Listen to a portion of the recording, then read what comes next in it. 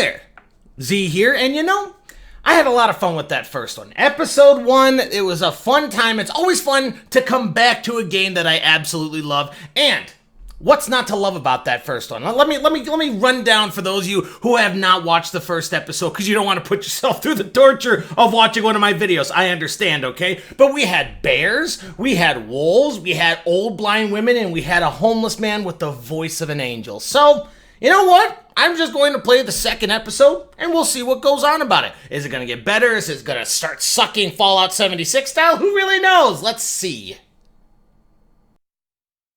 Alright, loading screen, and then we'll get right back to the bear attack.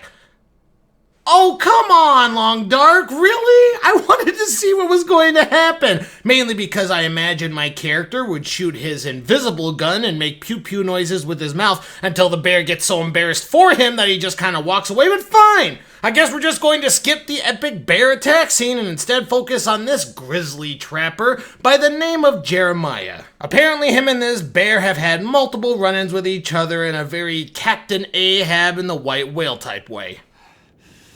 Me and the old bear go back a ways. There's unfinished business between us. By the way, if I could get a beard that looks like that, maybe my wife would actually look me in the eyes during sex, but enough about that. After getting railed by the bear Revenant style, old Jerry boy needs to go get some meds to, not die, but he really can't go, so guess who's going to get those meds? So, new map, new location, new adventure, but wait, there's more. Wait. The old bear. He's still out there. He'll be wanting to finish the job. Take my rifle. Oh, Jer Bear, you are my favorite character. I'd kiss you on the lips if I wasn't so sure it'd make things weird between us. So, equipped with my new rifle and whatever I can loot from his house. What? He's pretty much dead. I mean, if he dies when I go there and I come back with the meds, I'm just going to loot the place anyways. This is called survival, people. We leave his little shack and start heading towards the dam at the opposite side of the map, because why the fuck not, to get him medical supplies so he doesn't succumb to, bear AIDS. I'm sure that's a thing. And it isn't long before the rifle comes in handy.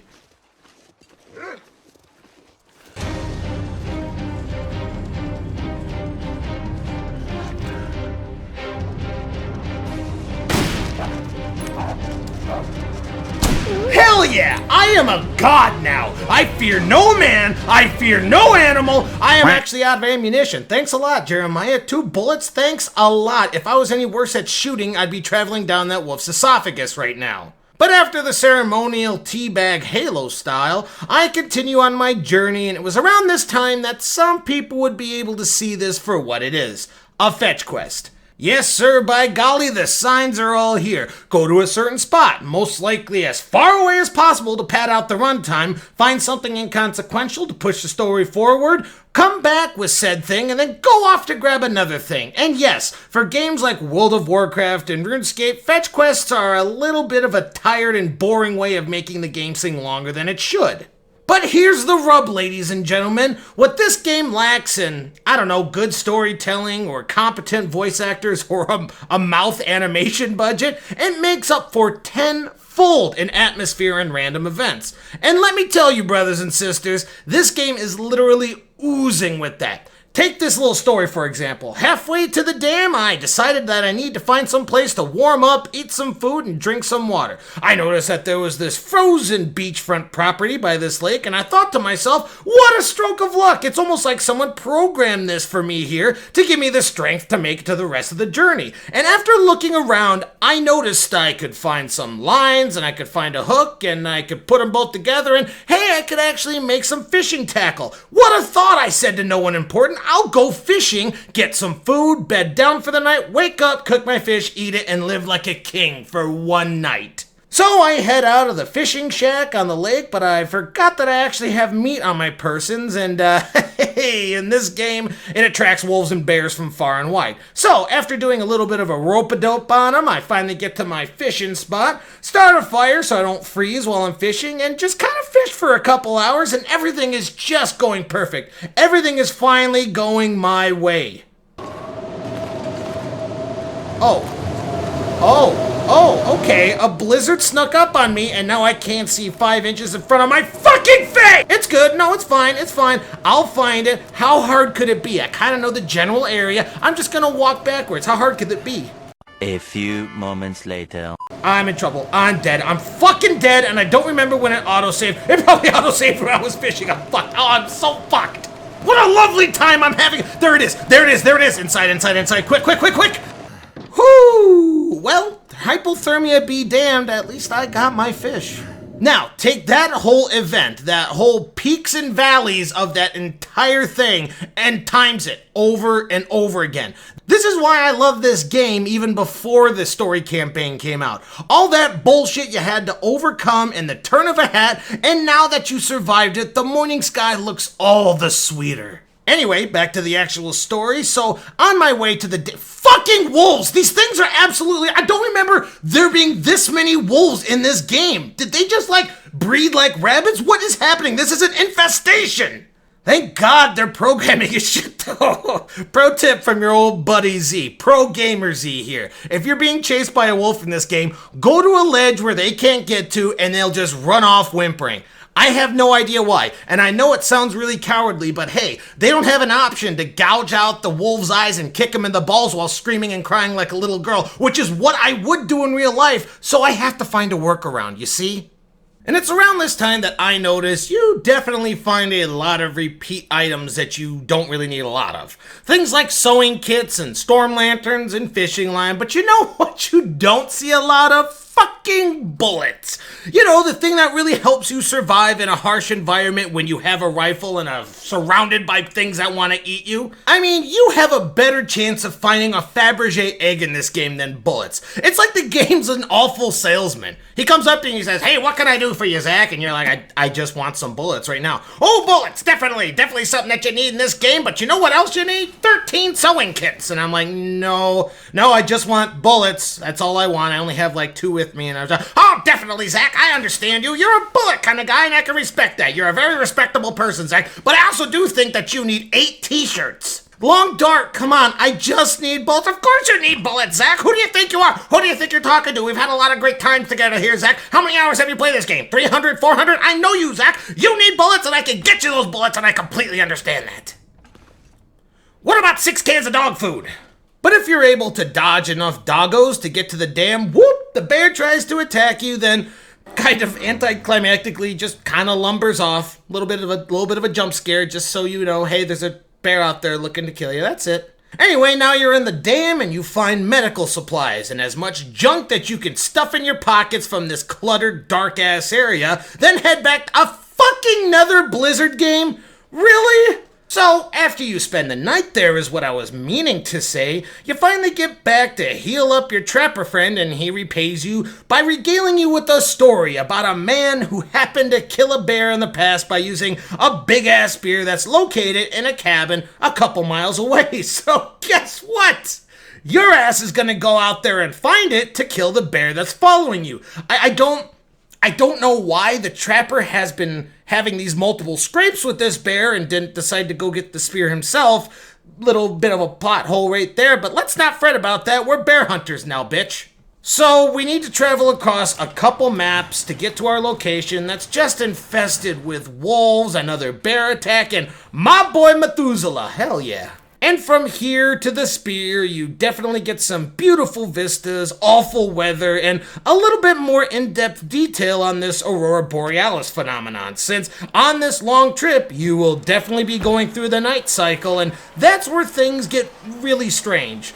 You have electricity flowing, vibrant colors that seem to pulse in the night, and of course, possessed wolves that look like they have the star power from Mario Kart.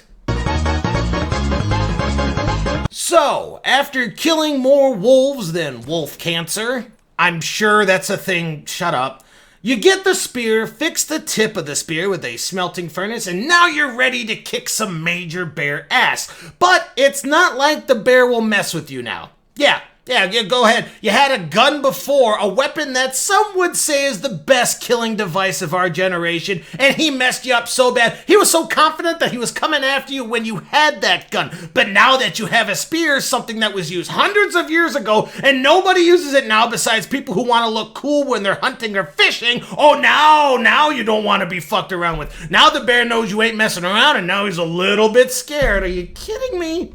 Anyway, since we need to move the game along, our trapper friend tells us to go back to the other map and collect some radio parts so he can contact other people.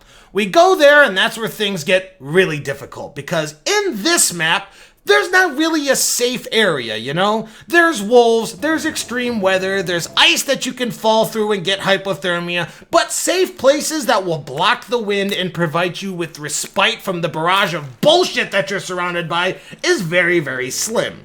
This is where your survival skills will definitely be tested, and if that wasn't enough of a challenge, Mr. Bear now decides he wants a piece of you and will show up to fight you multiple times, which, if this bear isn't the Hercules of bears, I have no idea what the hell is wrong with it. This spear doesn't really kill him, even though you plunge it deep into his chest cavity multiple times. It just kind of leaves you alone for a bit. I don't know about you guys, if I got jammed in the side with a spoon, I would probably collapse to the floor and start crying. This bear, I don't know what it is. I don't know what it is. I don't want to know what it is. But anyway, after getting all the parts, the bear sets up an ambush and a cutscene magically teleports you to the bear's den. Not quite sure why he didn't rip me apart and use my entrails to decorate his home, but not gonna ask about that right now. And from here on, we go into a sort of Metal Gear Solid stealth gameplay where you kind of walk around multiple different areas trying to find the spear. Who cares about the gun? We're going to go for the spear. Sure, yeah, why not? When you finally get the spear, do the same thing as you did before. Wait for him to charge, set up the spear, plunge it deep into his heart, and bada bing, bada boom, it hurts him. You do it enough times, and hey, the bear is dead.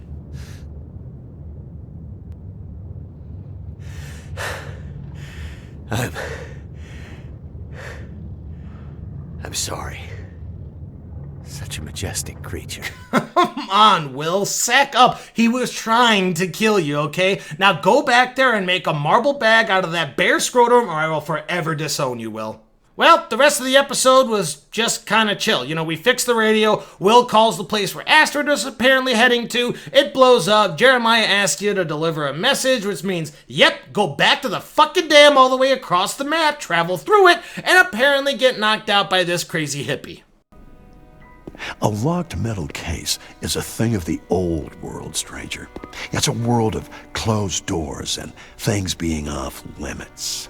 Yeah, see, I was part of that world, but that world's over.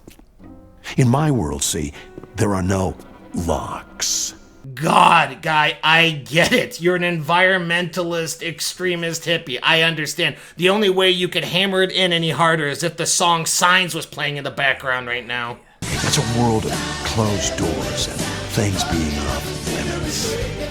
And that's it. Everything fades to black and boom, we're finished with episode 2. Still going pretty strong in my opinion, but I could definitely see this having a major Mother Earth is so rad, dude. We need to protect her before she fights back, man. Feel to it. I could definitely feel something like that. They dropped some hints before, but now it seems like this eco-terrorist guy might be the new antagonist, which would definitely dive deeper into that idea, but still, I'm enjoying it. The only issue I'm having is the miles upon miles upon miles of backtracking that you need to do. Obviously, long travels are supposed to be part of this game, like I mentioned before, but man, it's still a slog some of the times. Especially if you're like me and hoard absolutely everything, so you're slower than the average Walmart patron, but whatever, I'm still having a great time. When the next episode comes out, you know I'll play that through as well. Hopefully you guys enjoyed this. Thanks for sticking with me, and cheers.